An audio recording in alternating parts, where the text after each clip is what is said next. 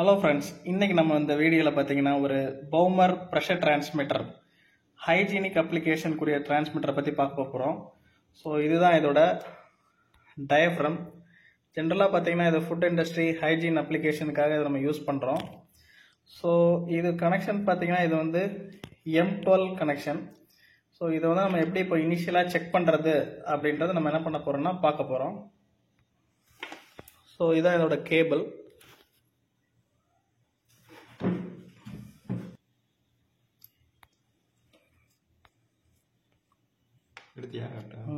So இப்போ நம்ம connections கொடுத்தாச்சு. ஸோ இப்போ இதில் பார்த்தீங்கன்னா நமக்கு கலர் கோட் கொடுத்துருக்காங்க. ஸோ மொத்தம் ஒன் செகண்ட் வந்து அப்படியே வச்சுரு ஜூம் பண்ணிக்கிறேன்.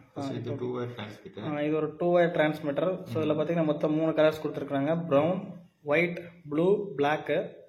இது வந்து பவர் ப்ரௌன் வந்து பார்த்தீங்கன்னா நமக்கு வந்து பவர் சப்ளை 24 வோல்ட் நம்ம கொடுக்கலாம். ஸோ இது வந்து சிக்னல். ப்ளூ கலர் பார்த்தீங்கன்னா நமக்கு சிக்னல்.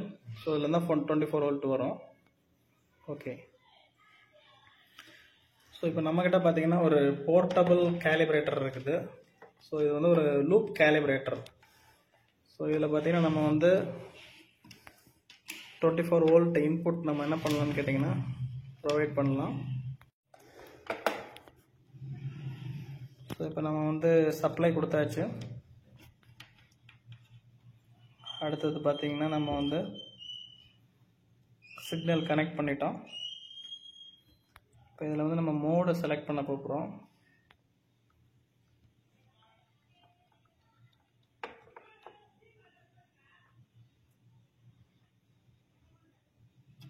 ஸோ இப்போ இதோட பார்த்தீங்கன்னா ஸ்டார்டிங்கில் நம்ம எந்த ப்ரெஷரும் கொடுக்கல.